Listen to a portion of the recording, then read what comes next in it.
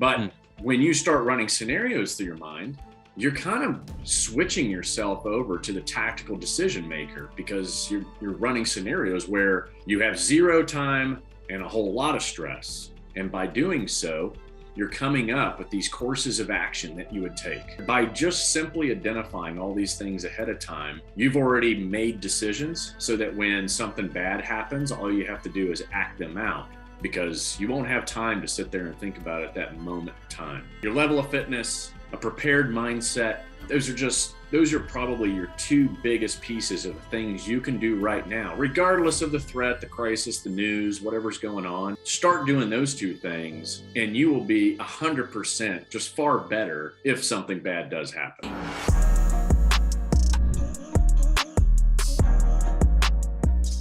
So I'm curious, like average guy like me, average in terms of readiness or training. Like I don't, have this background. I'm a dad. I have 4 kids. I live about an hour and a half from Las Vegas in a little town in southern Utah called St. George, which is, I say little town. It's like one of the fastest growing cities in the country. It's up to, the county's like 200,000. So, I mean, we're on the map. I don't think we're China's #1 target for whatever they're, or, like we're not on anybody's major list, but I'm curious, like, what do you think are the real threats that a guy like me needs to be worried about? You hear power grid, you hear cyber hacking, you hear EMP, you hear water contamination, dirty bomb. Like what the hell am I really needing to be worried about, do you think?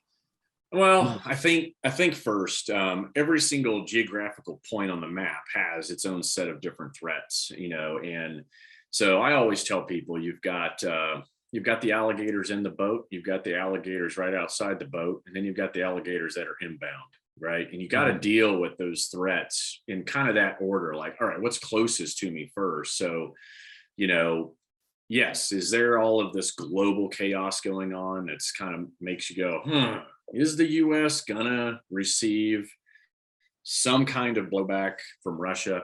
And it makes you kind of wonder, I hope not, but like I always say, hope really isn't a plan. So you've actually got to start thinking about it and putting some things in place. So like my books, everything starts with human performance, right? So level of fitness for you and your family needs to be at as high as possible, right? If you can't take care of yourself, or pick up a friend or pick up a family member and run with them, then you're already behind. So that's the first thing, and being very mobile is obviously key. Your feet become very important, and even more important are your shoes, right? So, the little things matter, whether it's natural disaster, man-made, or whatever. Once there's broken glass on the ground and you don't have your shoes next to your bed, but yet you got to get up and run, then, you're just not really going to get very far. You know what I'm saying? So I even say that in all this, you bring up the travel side, safety travel, shoes by the bed where you can put them on and go.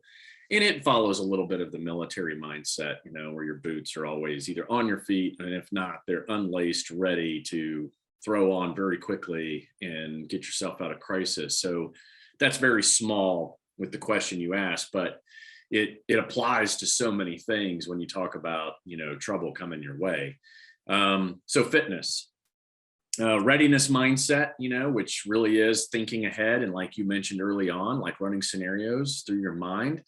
What most people don't know is by just running scenarios on a regular basis, it doesn't make you paranoid or a prepper or any of those what are sometimes considered bad words. It's really just forethought, right? You're thinking ahead. It's no different than writing a list of all the things I have to do today. But what you're going to do is include, I need to think about it when I'm sitting in this restaurant or a movie theater, when I'm driving down the road, my seatbelt's on, I got more than a half a tank of gas, I'm good to go. But you're thinking through things. And you can add to that very simply is, okay, what if my neighborhood did, what if the sky did fill up with red parachutes, and they're dropping in on us, but here's the key. By thinking ahead and running scenarios through your head, transitions you from a clinical decision maker to a tactical decision maker. And the difference being is time and stress. Clinically, if we make clinical decisions, we have plenty of time, zero stress, right? So, but when you start running scenarios through your mind, you're kind of switching yourself over to the tactical decision maker, because you're running scenarios where you have zero time and a whole lot of stress. And by doing so, you're coming up with these courses of action that you would take, right? Shooter comes through the door. What do I do? Well, I'm looking for my outs. I'm looking for things I can use as a barricade. I'm looking for improvised weapons. By just simply identifying all these things ahead of time, you've already made decisions so that when something bad happens, all you have to do is act them out, because you won't have time to sit there and think about it at that moment in time. So, your level of fitness, a prepared mindset, those are probably your two biggest pieces of the things you can do right now, regardless of the threat, the crisis, the news, whatever's going on. Start doing those two things, and you will be 100% far better if something bad does happen. I'll give you a little bit of context. So I actually was introduced to you, I want to say sometime last year. And it was when I was doing a deep dive on, it might've been 2 years ago, because it was when I was kind of getting up to speed as an online content creator, whatever it is that I do in this world. And I was studying some of Patrick Bet-David's stuff, like valuetainment stuff. And I saw an interview you did with him, and maybe it was, oh yeah. Would that have been 2 years old? I feel like, I think it's been a couple of years. It was when he was still located here in Dallas. I think he's since moved to Miami. Yeah, he just bought a new house, I think in the last three months, even maybe. Right. But anyway, so that was my first exposure to you. Cool. And you guys were talking about like how to, and never mind hotwire a car. You were talking about like how to steal an airplane. Yeah. And some pretty intense stuff. But I wonder if you wouldn't mind, for those that probably didn't see that interview, like, can you just tell a little bit of your story? Like how you got into this guy that teaches people how to do cool shit role that you're in now? Yeah, I think, some of it's anchored to different places in my history. I grew up overseas from second grade all the way to high school in Saudi Arabia. And when you're in a closed country like that, and it being at the time, one of the most, extreme Islamic states, with not a whole lot to do, you end up being really good at causing trouble. And so getting good at causing trouble is one, in learning how to cause trouble successfully is one aspect of 100 Deadly Skills. The other aspect is then, of course, Boy Scouts. Back in the day, Boy Scouts was cool. And especially when I was doing it overseas, you were actually doing all these kind of awesome adventures that had self-reliance built into it, which is another part of the 100 Deadly Skill book series. And then the third piece is, a military career in the SEAL teams, where, I had the opportunity to do, tactical level stuff, combat, and then also national level clandestine stuff. And so I really pulled from those three parts of my life to create the current 300 Deadly Skill books that are out there and available, with the ultimate goal to make people a little more self-rescue, self-reliant orientated. And but the skills themselves, yes, some of them are pushing the limits and a little taboo. But I felt like, part of self-reliance is it has a little twist of into the world doomsday type stuff, where am I telling people to go steal a plane just to have fun? Yeah, no, but it's interesting to, I think, a lot of guys just having that moment to go, okay, well, how would I do that? If I had to commandeer aircraft and get myself out of, a Red Dawn situation like Ukraine, right, where all of a sudden it's, Russian troops are cruising through your residential area, and maybe the only way to get out is stealing a plane because you live next to a very small local airport, then hell, why not know the skill, right? You just never know when a good day is going to go bad. Yeah, well, I think to me, there's a spectrum of skills, and I by no means do I know how to steal a plane, but I will say, as somebody that tries to think, do scenario-based thinking, right? And project out into the future, you're either getting ready for what could happen, or you're praying that what could happen doesn't happen. That's actually kind of a fairly binary way of being. And once you go down that rabbit hole, I mean, I don't know if the 100 deadly, I couldn't tell you what all 100 are, but I bet you there's 50 of them that aren't stealing a plane that are like, oh yeah, duh. And I know, because I've looked at Rugged Life, your new book, like, being your own power grid, being your own farmer, being your own butcher. That's actually so funny. I was watching a show. What show was I watching last night? I was literally watching a show last night. Oh, it's 1883, the precursor to Yellowstone. Oh yeah. And there's a scene where they're like, basically they say like, we're going to wait for the butcher to get here, because if we try to butcher the animal ourselves, we're going to waste like 80% of the meat. Right. Yeah. And great point. Anyway, so I like it. How long have you been out of the armed forces? Yeah, I retired in January 2015. So now it's been 7 years that have flown by, and I think I've kind of averaged a book per year since then. Yeah. Yeah. Did you know right when you came out, like, you know what, I'm going to go be the guy that teaches this stuff to people, or did you have to like meander for a while?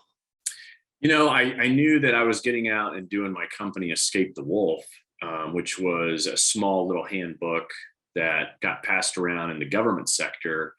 And then it ended up in the hands of an FBI, a retired FBI guy who was the global security director for the Wall Street Journal. And he came to me and he's like, hey, dude, I want you to teach everything in this little book you created to all my journalists.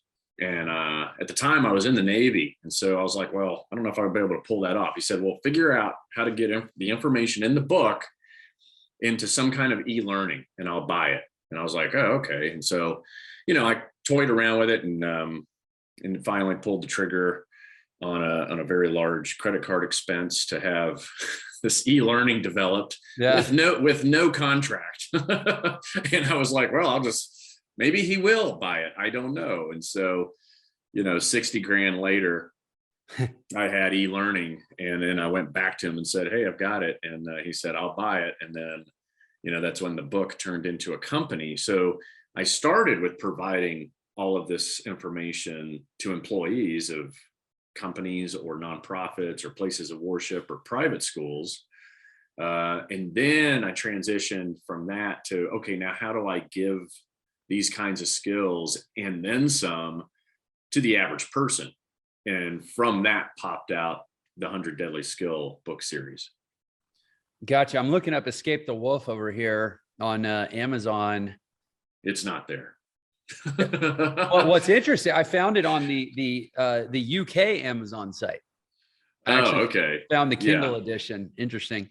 Yeah, and it's about to get all replaced with an updated version later this year. Well, I just love, I saw you on Valuetainment, and I've got a copy of Rugged Life, but I'm sort of peering into your world and realizing like you're coming at it from a lot of different angles. You've got kind of like the homesteader prepper angle. You've got like like you said, like the Red Dawn response angle. You've got, this is like the international travel angle. Like what if you're kind of away from your home base? It's really, really cool. I love all the different angles. Yeah. And I hate to sound sort of callous, but the way I think about it is like that saying of like, to escape a bear, you don't have to be faster than the bear. You just have to be faster than the guy next to you. Yeah, we have that saying in the SEAL teams, like, right. You go do dives or swims. You always have a swim buddy. And then the old question of, what are you doing? There's a shark. Well, just make sure you're a faster swimmer than your swim buddy. Yeah. Doesn't mean you're going to win. Yeah. I mean, but it's true though, like with this kind of stuff. And I do like that you're like, I mean, it sounds like you're basically saying there's zero value or next to zero value in trying to decide, is it going to be Russia or China or Al-Qaeda or like, who the hell knows care? Like that's not right. The tactical decision. The decision is, if somebody's in my front yard, regardless of what uniform they are or not wearing, like, what can I do? And just exactly. Like, don't geopoliticize little old you. Just be at home with it. Right. Yeah. Yeah. Thinking through, you mentioned a bunch of stuff, EMP, right? Yeah. Most people don't know, and electromagnetic pulse of basically here's something China specific. Most people don't know. Their first line of attack isn't nukes. Theirs is actually EMP. They've got 2 submarines, each one of them equipped with technology we developed. They stole EMP technology they put on a submarine. If they put one submarine on the West Coast in the Pacific and they put the other on in the Atlantic on the East Coast, and then they launch those EMPs off, which would send a wave that would then essentially fry any piece of electronics that's plugged in, it would kind of render us dead in the water, if you will, right?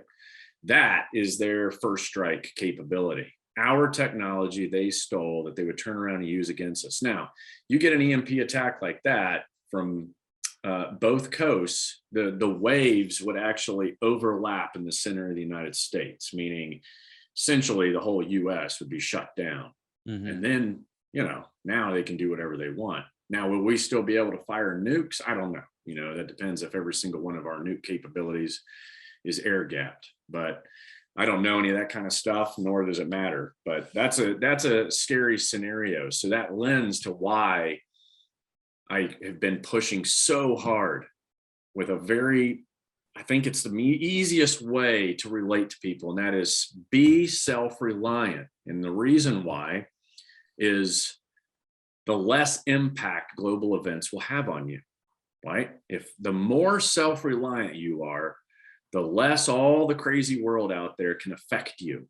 And that is probably the simplest, most reasonable reason why everyone should start living a little bit of the rugged life. Because as you mentioned, 1883, it was a very short period ago, right? We are 200-year plus country, but less than 200 years ago, every single man, woman, and child in this country were self-reliant. They all knew how to do whatever it took to survive. And I'm not talking, bad guys and natural disasters and everything we talk about these days. I'm talking just day-to-day survival, right? Every little thing you did each day meant something to you and your family, right? And that has been lost. And so I'm not telling people, hey, go out, buy a cabin in the woods and start farming your own stuff. What I am saying is leverage the modern world and start then using it to then be more self-reliant, and do a little project here and there will go a long ways to then gaining somewhat the confidence in yourself so that you're not relying on that outside world as much. I like this conversation I like it for a large number of reasons, but there's 2 things I want to say that I think are really, really relevant specifically for my audience. A lot of my audience is very entrepreneurial, or they're looking to become more like I have a lot of, do feedback surveys and everything. And I bet there's basically 2 primary categories in my audience: people that have businesses or people that have jobs, but want to start businesses. They want to get that confidence, that sure-footedness to become more financially self-reliant. Right. Yeah. And that's why I really like this concept is, for one, it's sort of an a priori mindset conversation of like, you just fundamentally have to decide, I don't want to rely on the system, whatever that means. However, that's a system of system. That's a very complex conversation, but like, the less you rely, there's a saying in psychology, dependency breeds hostility. Like if you walk around with that feeling of like frustration and agitation, like the modern existential angst that we feel every time we log on to Facebook that people have. Yeah. A lot of that comes from the fact that we are a highly vulnerable, fairly helpless society, like you said, that is only 100 or 200 years removed from when we actually knew how to like start fires without a Bic lighter and stuff like that. And so I really like that part of it, is just deciding fundamentally, I'm going to be in charge of my life and I'm going to take responsibility. I also like this scenario-based way of thinking because, and I'm sure that you've learned this since you've transitioned from soldier to business owner, that's a lot like owning a business. You Yeah. have to be doing all this what if planning as a business owner. And again, I think to go with this sort of, for lack of better terms, impotence that we've allowed ourselves to grow into, to settle into, a lot of us aren't really great scenario-based forecasters anymore. And that's all, it's a primitive, like a lost art in some ways. Yeah, I agree with you. I think there is so much that you can get ahead of just in thought alone, and of course planning, and to prevent almost most of the things we worry about. That's the interesting part of it. Anyone who's actually thinking about it and active and staying ahead of whatever that potential bump in the road is, they usually don't really face all those bumps. That's the reality of it. It's the ones that aren't thinking about it that get caught off guard, because if you are thinking about it, then you're coming up with the tasks and all of the things you need to do each day to prevent it. And so therefore you're not probably going to face it. Those that are most, I used to compare, like, any soldier, it's crazy to say, but the pinnacle of their whole career is war, right? Yeah. But it is the rest of the world that is always trying to prevent that one thing. It's very rare, a soldier having that opportunity to put his training to use. But the same thing applies. It's imagine, I train and never actually had a chance to go do it, but I am very capable of it. And that's how you should be with everything you do, is train. You're always training for it, whatever it is in your life. You're determining vulnerabilities. You're taking the outcome and lessons learned. You're rotating them back into your training or whatever it is you're doing to increase performance, safety, whatever it is you got going on, in the hopes that you never face whatever it is that you're training for, unless, of course, you're a soldier. Well, that's a really astute sort of extrapolation from this whole conversation. Yeah. That, like, the way you prevent bad things is to train and prepare for bad things. Yeah. Your readiness becomes the prophylactic, basically. Right. Yeah. It is the prevention. Yes. It is the yeah, that's prevention that. I mean, okay. So I hope somebody, like, we're talking about armed conflicts, but I'm also talking about business. Like, that's profound, right? The way you prevent is to prepare and train for the thing you're trying to prevent. That kind of hits. What have you found to be any unexpected challenges or curveballs that you've had to deal with going into, call it, self-employed civilian life, and that you've actually used some of your military training to contend with? Yeah, there's been a bunch. Coming out of the military is a transition. It still continues for every guy. It doesn't stop. It probably takes the same amount of time you were in is probably how long it takes to transition, and maybe even longer. I don't know, but Interesting. I'm still transitioning each day. And usually it's anchored to what you just asked, all these issues, right? There's a lot I don't know about business. So I think, number one, the military taught me to be really humble, right? And I'm always pushing it, is that new guy mentality, and that is show up early, stay late, volunteer for everything, and keep your fucking mouth shut and your ears open. And that goes a really long ways, no matter what you're doing in life. And so I try to apply that as much as I can to myself and remind myself of that each day, so that I continue to learn and never think that I know everything, because I sure as hell don't when it comes to business. And so that's talking to friends, researching what I can, and so that has helped kind of transition. The other piece that I've learned getting out, and what is really good in the military, is our ability to be flexible and pivot at a moment's notice, right? You could be training. I remember we rehearsed over and over and over again to take down the largest gas oil platform in the world. And that's located, it's called Maybot, and it's in the Persian Gulf. And at the kickoff of Iraq, our job as SEALs was to secure that thing before the invasion.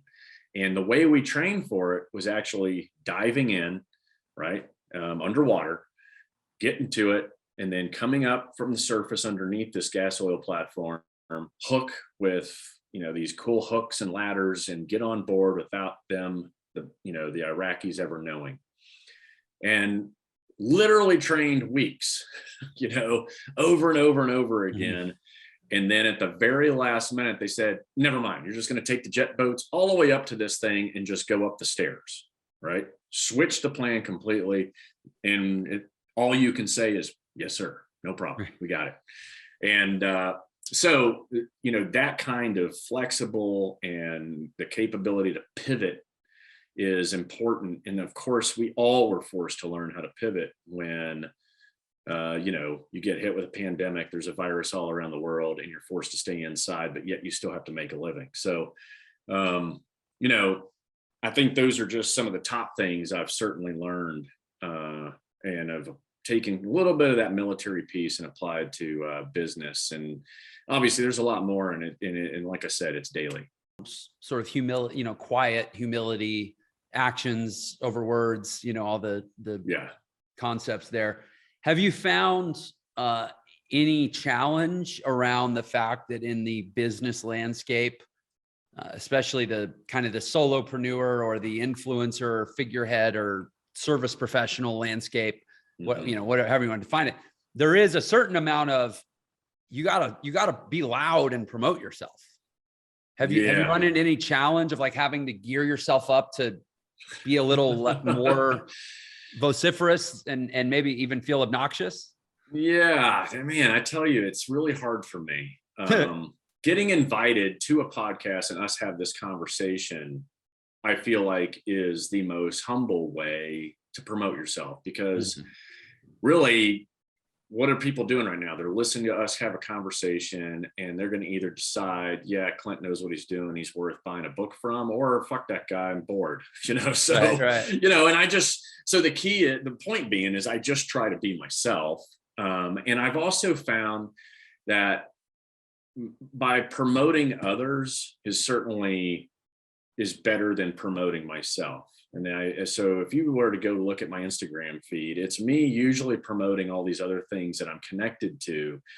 And that's probably because I don't like promoting myself. But hey, I'll promote some things that I'm definitely connected to on a regular basis, in the hopes that it transitions to, a success for whatever project it is I'm working on. But yeah, I have, I cannot stand like posting a picture of myself doing something, and I probably do it far less than any of the guys I know or any of my buddies. They're pretty good at it. It's just hard for me to kind of come around to it. Yeah, well, it's interesting. There's different schools of thought, and I mean, when you've, I guess, been a special forces operator for 20 years, you kind of have this baseline of credibility and authority. Like nobody, I think people tend to give you the benefit of the doubt as a starting point. Like, okay, this guy probably knows. Whereas if I publish a book on survival skills, I'm probably going to need to take some footage of myself in the woods doing something cool just to show that I'm not a total wannabe, right? So I do recognize that for you. But it's interesting too.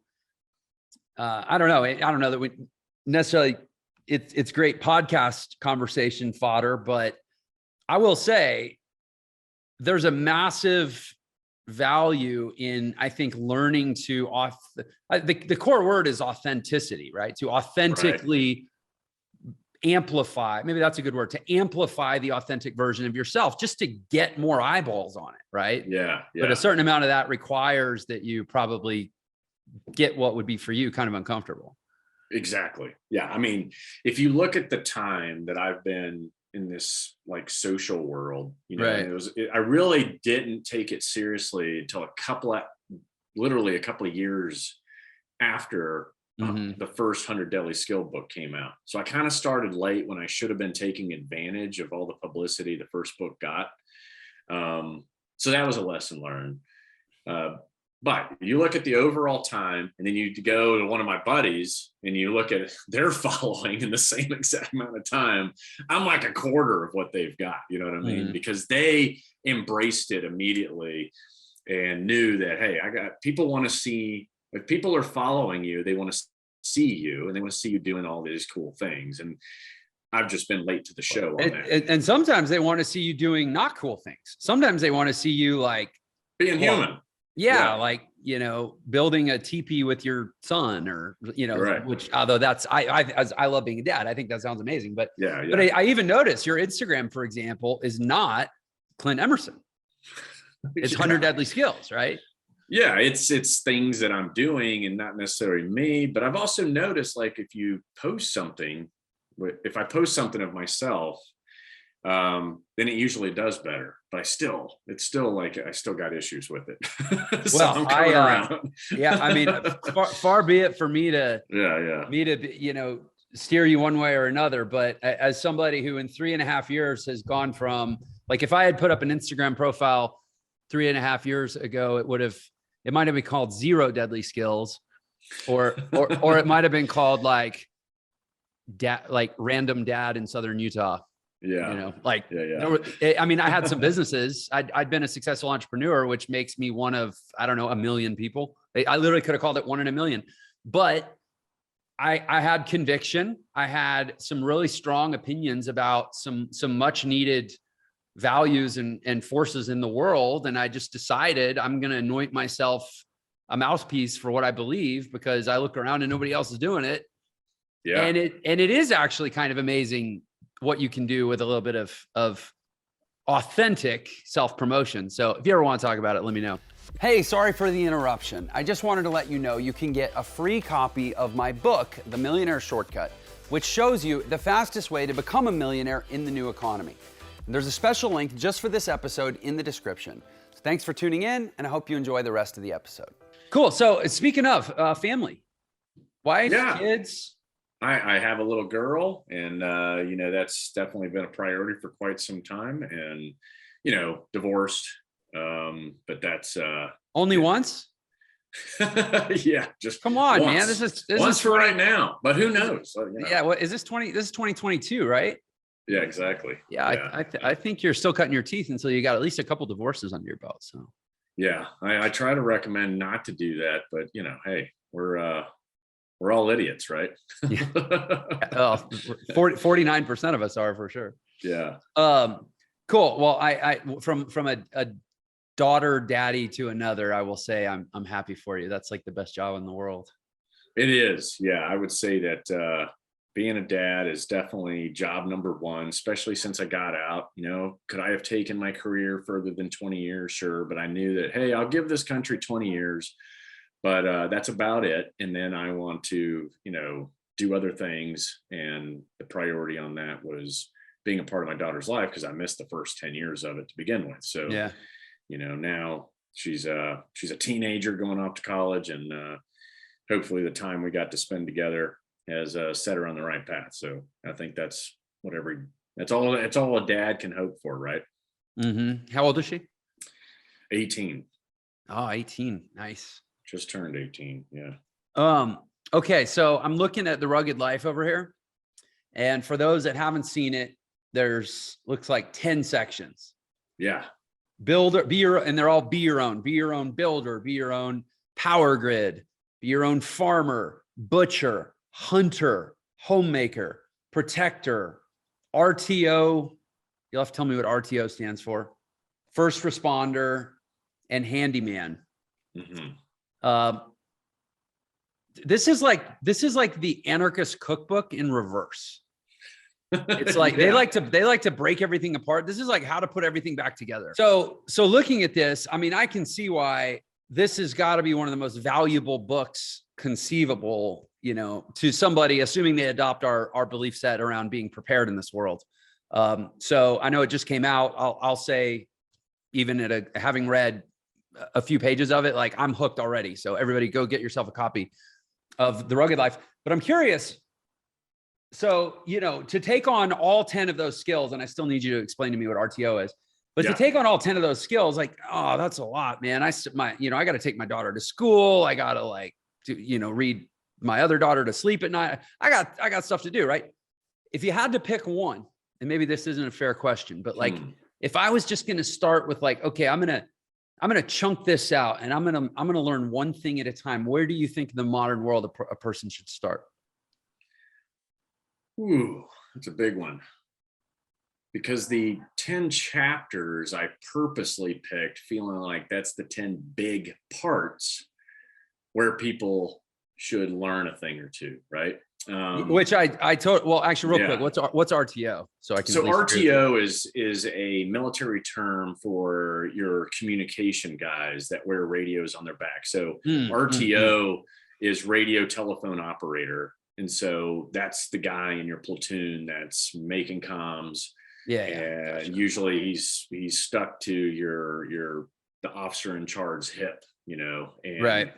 passing information back and forth to, commanders that are, watching or listening, right? So being your own RTO simply means be your own comms person and don't rely 100% on your cell phone, because there are other ways to communicate you should know about in case, comms your primary. Yeah, well, like that EMP scenario. Oh yeah. In that case, there's no more cell phones. Yeah.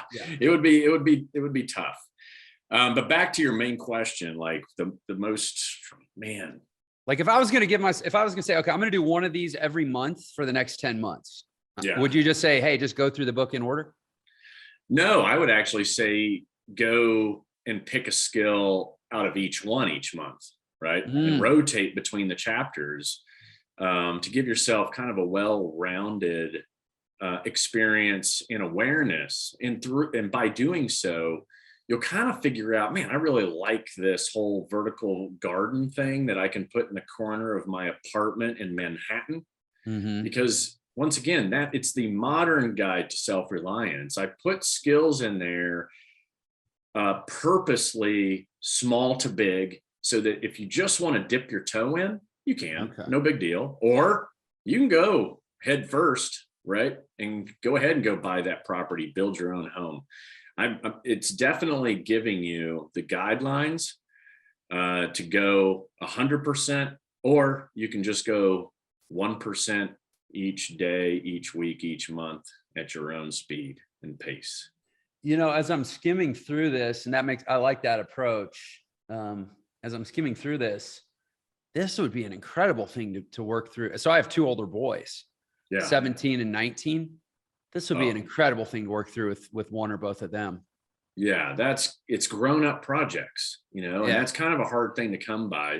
Teenage years. I mean, I always told my daughter, I said, whoever comes up with a business, that model that keeps teenagers entertained, like, even from when I was a teenager to today, there's really nothing out there that keeps teenagers truly like entertained in a safe manner, right? There's no place for them to go. There's nothing really for them to do, and they're all, I know they all come to my house. That's yeah. And they're glued to their phones. So yes, this is like, this book is a great start to not just giving them skills, but these are family time skills that everybody can enjoy, appreciate. I mean, if you go to be your own homemaker, like I found it fascinating how many damn home products you can make with coconut oil and beeswax, right? You want to make your own pomade, your own shampoo, your own bars of soap. I put it in there, exactly how to do it.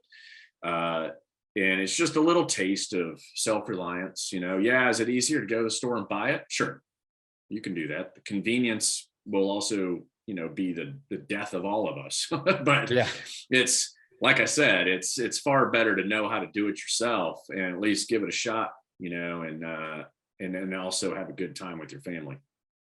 Yeah. How cool. No, it's just, it's funny. Yeah. Cause I have one buddy comes to mind. I have a number of friends that are varying degrees of, I'm with you. I don't love the term prepper because it's kind of pejorative, but like preparedness. Yeah. But like one of my buddies is like, he's hardcore. He's got a bunker. He's got a solar farm on his West Texas acreage. He's got, honestly, like if it happens, I'm making a beeline to his house. But the amount of knowledge and presumably time that he spent acquiring that knowledge, just for one, he was in the military. He was actually in the Navy for many years. And so, but it's hard for, I think, the typical like white collar, professional, family man. But like, it's like, how do you come up with the time? But I'm looking at this book going, well, you've consolidated it all in one book. That was the goal. Yeah. And it's all of those skills. And I'm like, why didn't this exist before? Like, I'm sure there's yeah. the idiot's guide to preparedness or something, but I mean, I just haven't seen this before. This is like genius. Well, I hope so. I mean, I guess we'll see based on book sales, but yeah, well, hopefully we can make a few happen here. there are books that cover farming, but I mean, let's face it, that's not people's first choice to go learn. And right. So my job, and I feel like my job when it comes to the readiness, preparedness world has always been, well, how do you make it entertaining? How do you make it informative? And how do you then provide that information in a way that's easily digestible? So illustrations, every single one of my book is illustrated, right? Mm-hmm. To include the rugged life. And then the narratives that support those illustrations give you only what you need, not a whole bunch of bullshit rhetoric to try and fill pages up and make the book bigger. Right. Like, I don't care how big a book, how thick it is, how many pages it is when I get done. I never look at that. And I don't look at word counts. And a lot of authors do that. A lot of editors do that. But I personally don't care. I try to say as much as possible with the least number of words, which then in return makes it so much easier for a reader to do what they want to do. You know, because how many times have you read something in an instructional format and it's like, just get to the point, right? Mm-hmm. I mean, and it's very difficult for people to do that because, well, they feel like if they don't have a whole bunch of pages, then they're not really writing a book. But, you know, once again, it's, you know, the illustrations, the how-to, and the DIY of it all, I think is what is important and what allows people to be more quote unquote prepared. And like you said, a lot of you listening right now are like, well, what's the difference between your book and a prepper? A prepper buys stuff and puts it in a closet.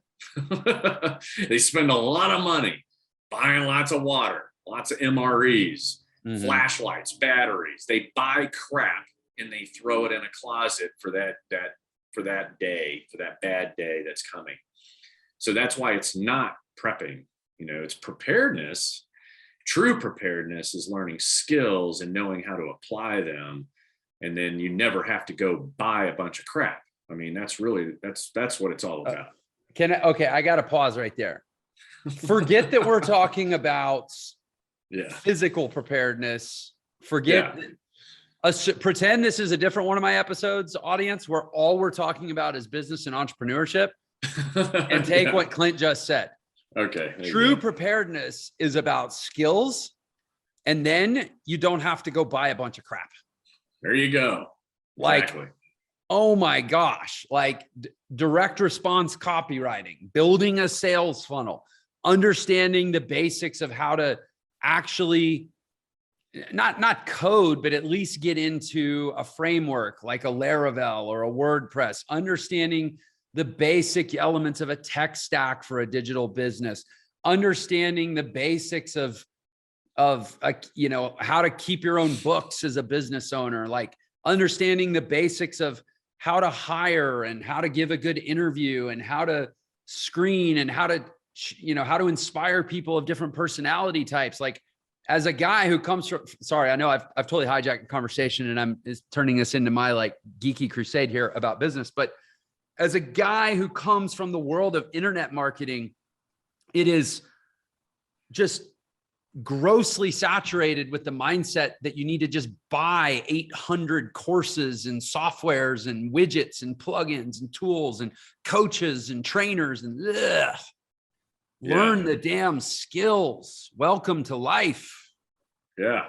No, those are all great points that you're making, points that apply. Yeah, those are all the same exact points that apply to this stuff. You know, just it's funny how much we'll put into you know, I don't know, whatever hobby du jour a person has, but then not give any forethought to the skills and stuff that really. It's funny and this is maybe not in my self-interest as a guy that runs an online, you know, personal development and business education platform, to say But as a general rule, try to figure out the free or low cost way to get something done before you go buy the thing. Because at least then, even if you've come around to the same conclusion, hey, I still need to buy the thing, at least you forced yourself to wind through all the skill sets that precede the proper use of the thing. Yeah. Yeah. But to counter you a little bit, you're saying, hey, from someone who sells a course or sells something, but what you're selling is knowledge and experience, just like the books are. And that is the point. Everyone needs a start point. And it's easy to, whether it's a book or whether it's one of your courses, you have to start somewhere. And by the way, we're kind of given the shortcuts, right? Right. It's like, hey, yeah, you can go and waste your time, digging a hole in the ground and planting something and it die every single time, or take a moment, do some research, learn a thing or two from people who've already done that, right? Have already failed 1,000 times and fallen on their face. And then now you're probably going to increase your odds of success because you bought a book or a course. So yeah, it goes both ways. What's your vision? So somebody, because, and this is from somebody who, myself, who sold hundreds of thousands of courses online, right? Typical user of a course buys a course, maybe 50-50 actually consumes the course. I think it's even less than that with books. Yeah. And I have a book coming out in August, so I'll have my own, battle to fight in this regard. But, people very often reach a point where they go, okay, I've got the information, but whether because I'm busy, because I'm going to come out and admit to being lazy, or I'm overwhelmed, or I'm daunted, I'm intimidated, like whatever the reason is, they look for more support on the follow through. Do you have any designs or plans or maybe active things in the works around like, okay, I want to take this a step further. I want to go spend a weekend with Clint. I want to go, hire Clint. I want to even just go through a clinic of Clint's or anything, or is it books? Yeah, no, the next phase, at least that I'm working on right now, is creating the community, right? Yes. So I've got right now the basic structure built for the Ready Room. And the Ready Room is a place, it's a subscription-based deal, going in and just loading it with the content, the videos that bring a lot of the skills in the books to life.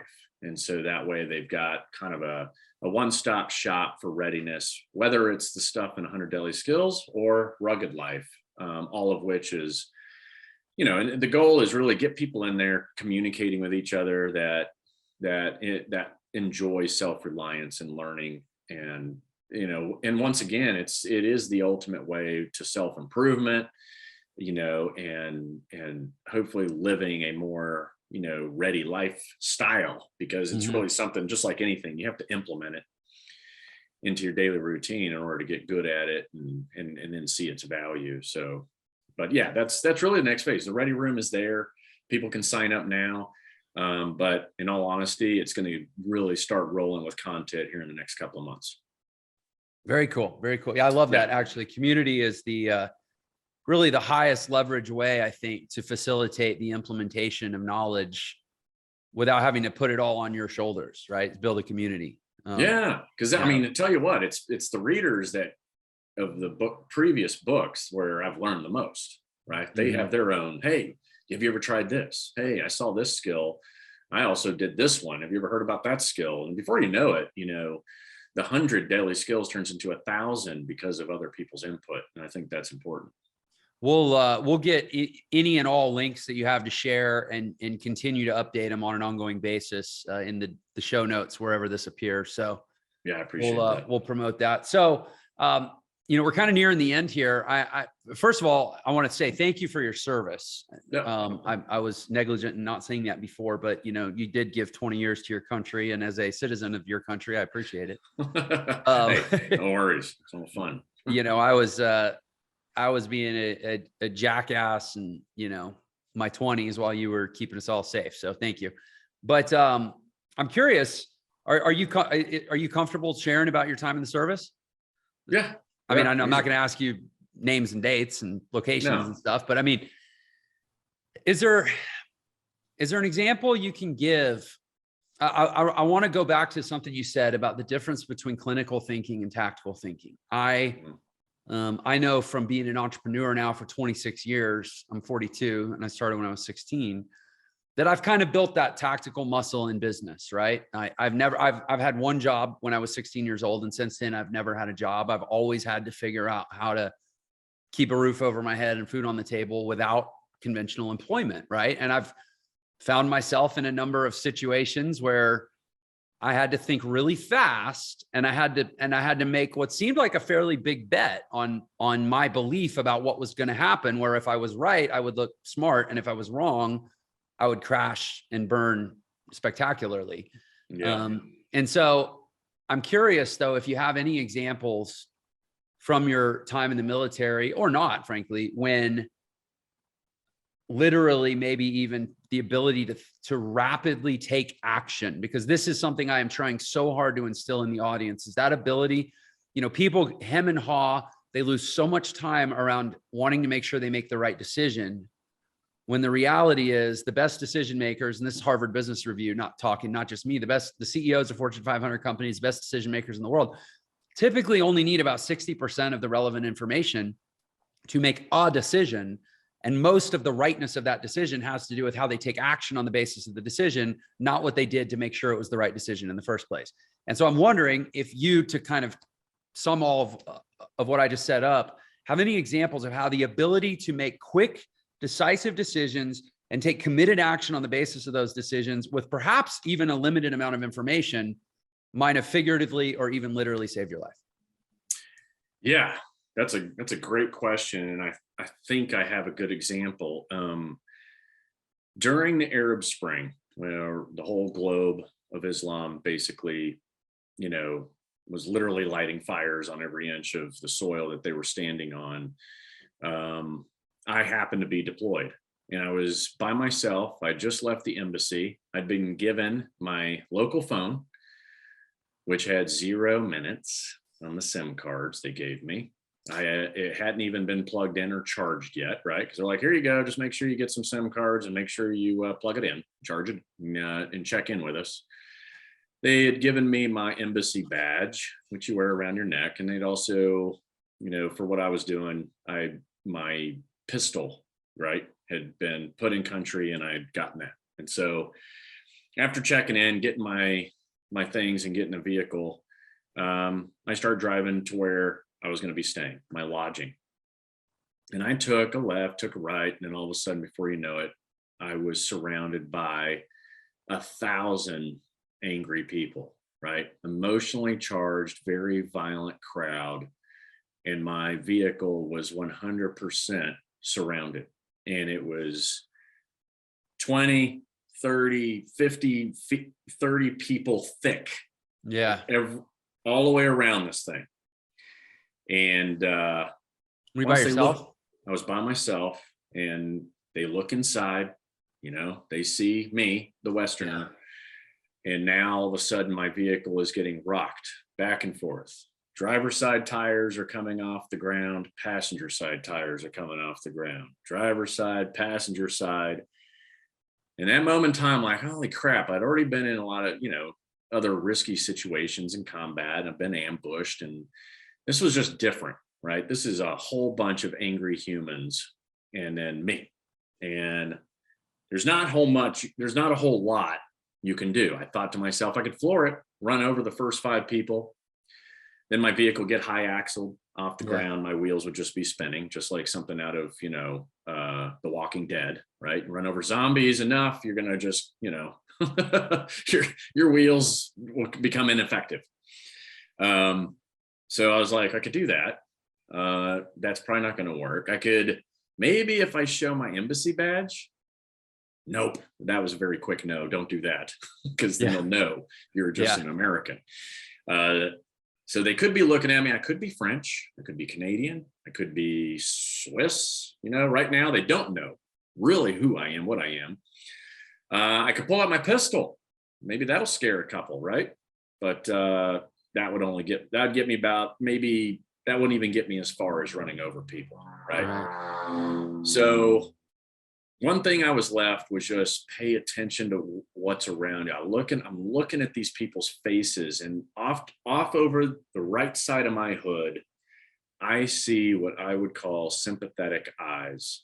And it happened to be a uniformed guy with an AK-47 slung over his shoulder.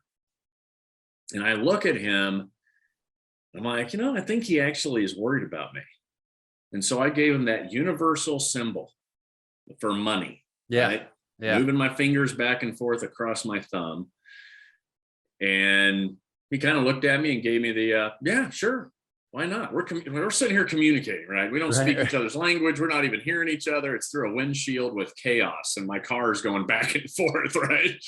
And I said, okay. And I kind of like, I make the motion of holding a rifle with two hands. I'm like, hey, come over to my passenger side window, point that at everybody, and then get in. Come on in. I'll give you money, right? Mm-hmm. So he goes over to the passenger side.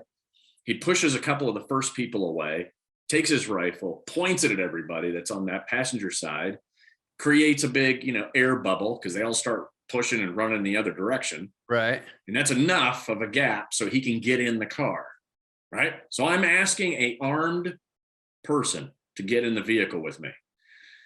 He gets in and I'm like, lock the door. And he locks the door. Then I'm like, okay, now point that gun out the windshield. So then he points his gun at the windshield and kind of starts moving it back and forth, in a very aggressive manner, like he's going to pull the trigger. And then that creates enough space in the front of the car so that I can get some momentum going. Right. Yeah. And he just keeps doing that, pointing the gun. And I just keep on cranking up the speed. People start getting out of the way. We get out of there. We take a left. We go 2 blocks. We take a right. We go a couple more blocks. There's a gas station. We stop. I take a breath. He takes a breath. I look at him. The wad of cash that the embassy gave me, I was like, you can have all of it. Right? Yeah. I give him the cash. Capitalism does exist across the planet. There's no doubt about it. And he says, shukran. I say, afwan. I say, shukran in a more emotional way. And he comes back with afwan, and he gets out of the vehicle, closes the door. And I remember thinking to myself as I rolled down the window for a moment, like 2 blocks ago squared was like life and death. And where I was sitting right there, I could hear the birds chirping. I could see people doing their own little business, going about their business, and thinking to myself, it's just amazing. You can take a wrong turn in life and you could be fucked, but there's always a way out if you just pay attention, look around. And it helps to kind of be thinking about this stuff, right? Lessons learned, obviously, is, those rights and lefts, you can't control what's around the corner, but you can just control what you got going on. And then hopefully a process of elimination with decision-making, get yourself in a better place in a timely manner, So I think that applies to what you were asking at least a little bit.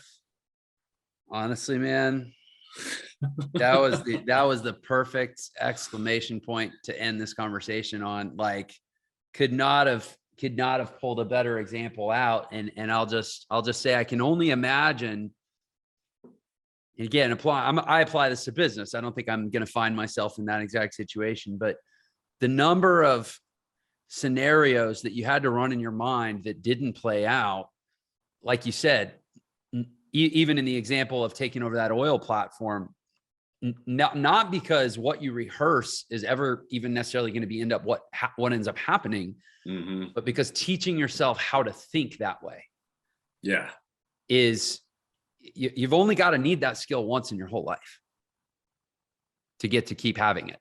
Basically, that's right. Yeah. There you go. That's Dude, it. That's a good way to amazing, Clint. Thank you so much for coming on the show. This has been tremendous. I'm inspired. I have the rugged life in front of me. Yeah. And I have a project with my boys. Well, I hope so, man. And I hope you take a picture of it, film it, tag me it, whatever, man. I want to see people doing this stuff, and they'll be better for it if they just take the time to do it. Well, thanks for being a guest on Unlock Your Potential. Hey, thanks for having me. It was a good time. Of course, real quick, people want to get the book. They can get it wherever books are sold. Of course, it's everywhere books are sold, but the shortcut is clintemerson.com, and you can, all the buttons are there. Okay. And 100 Deadly Skills on Instagram. Any other links you want to share? That's pretty much my main social platform. Certainly is Instagram, and then my website will direct you to the rest of the ecosystem. If you loved that episode, then you're definitely going to love this one. Check it out. A true bad day, in my opinion, is what I call a life ambush.